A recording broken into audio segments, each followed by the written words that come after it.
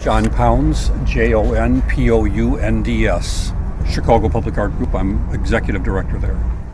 So what you see when you look at this piece, it's kind of amazing when you look at it. There's obvious references to the Klan and to Nazis and to bullet holes on a brick wall. Kind of surprisingly, you just sort of think about, well, a brick wall doesn't bleed, but it certainly suggests that this one does.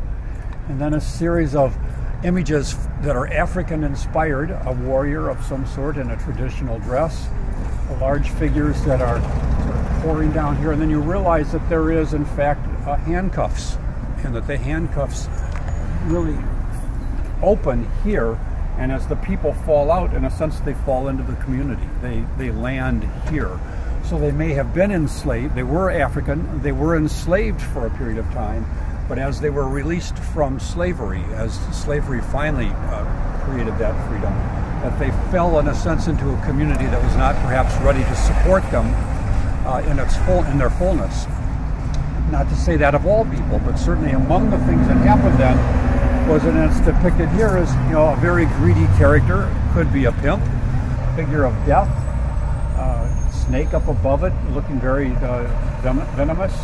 But certainly all of this is a very powerful indictment, I think, of the kind of person who would look at their own community and see it as a means to gain money, no matter what.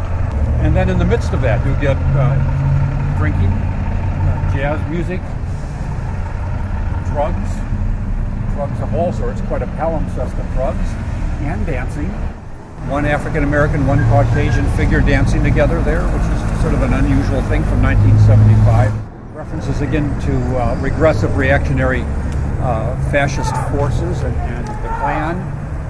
And then you get to this really stunning and really quite disturbing section about what comes of the violence that is perpetrated through this system.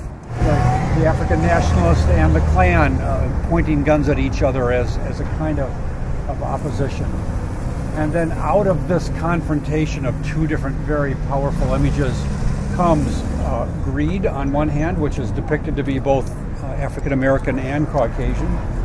A figure which I would read very easily as being Martin Luther King by virtue of just the nature of the portraiture. Poverty, which is seen to be across race. And then as you move down here, images of prostitution, which again mean that it's essentially the enslavement of women, and that it was not a way for women to really have a just life. We know that images are powerful, because in fact if images had no power, why would we bother making them?